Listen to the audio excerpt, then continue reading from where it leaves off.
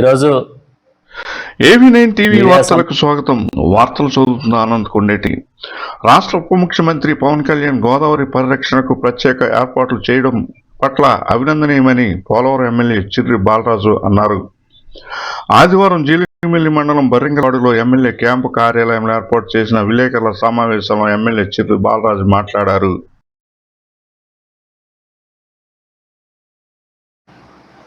ఈరోజు మీడియా సమావేశానికి విచ్చేసినటువంటి మీడియా మిత్రులకి ప్రత్యేకించి నమస్కారాలు తెలియజేస్తున్నాం.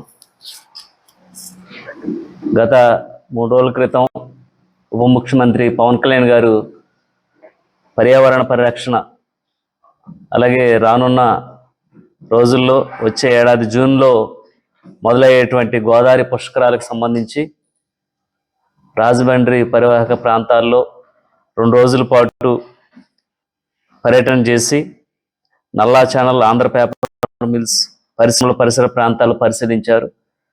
అక్కడ జరుగుతున్నటువంటి కలుషిత నీరు గోదావరిలో కలిసి పరిరక్షణ ఎంత ఇబ్బంది పడుతుందో ప్రజలు కూడా వివరించారు. ఆయన కూడా స్వయంగా చూడటం జరిగింది.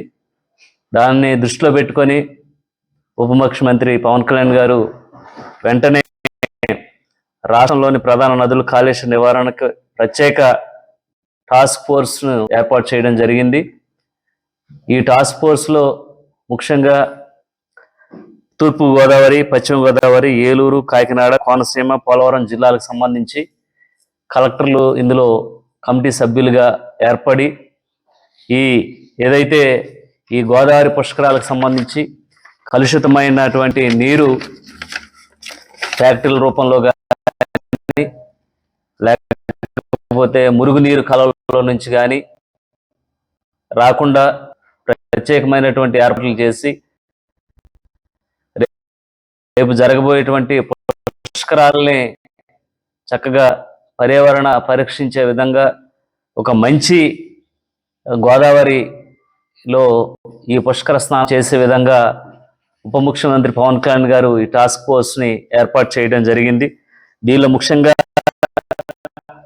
కలుషిత రహిత గోదావరి పుష్కర నిర్వహణకు కార్యాచరణ ప్రణాళిక సిద్ధం చేస్తున్నారు. అలాగే 6 జిల్లాలకు సంబంధించి 262 పుష్కర పంచాయతీలను గుర్తింపు చేశారు. అలాగే మురుగు రహిత పంచాయతీలను తీర్చే విధంగా పవన్ కళ్యాణ్ గారు ఆదేశాలు జారీ చేయడం జరిగింది.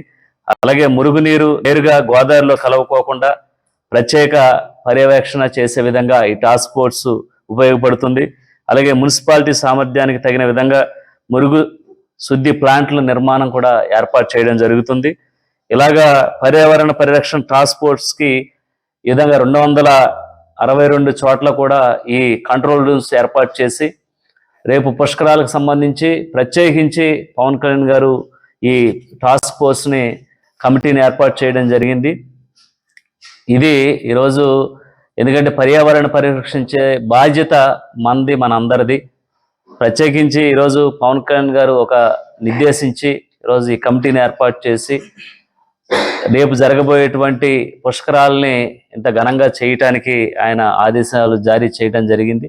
తప్పకుండా మేమందరం కూడా ఏకీభవిస్తూ ఏదైతే రేపు జరగబోయేటువంటి పుష్కరాలని స్వయంగా మేమందరం అధికారులు మేమందరం కూడా విజయవంతం జరిగే విధంగా మోదీ గారి సారథ్యంలో అలాగే కూటమి ప్రభుత్వం, ఎన్డీఏ కూటమి ప్రభుత్వ సారథ్యంలో ఈ పుష్కరాలని మేము దిగ్విజయంగా పూర్తి చేసే విధంగా ఏదైతే టాస్క్ ఫోర్స్ కూడా ప్రజలందరూ కూడా సహాయ సహకారాలు అందించాలి. ఎందుకంటే ఇది మనందరిది. ఏదైతే మన ప్రాంతాన్ని కానీ మన పర్యావరణాన్ని కానీ రక్షించుకుంటే మనల్ని అది పర్యావరణం రక్షిస్తుంది.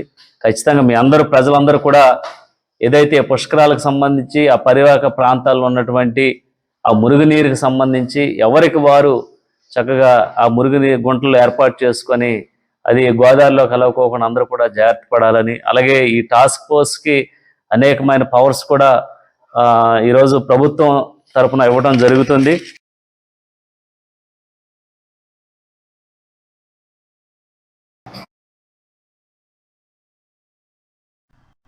2007 జూన్ నెలలో జరగనున్న గోదావరి పుష్కరాలను అత్యంత పవిత్రంగా, పర్యావరణ రహితంగా నిర్వహించేందుకు రాష్ట్ర ఉప ముఖ్యమంత్రి పవన్ కళ్యాణ్ తీసుకుంటున్న ప్రత్యేక చర్యలను ఆయన వివరించారు.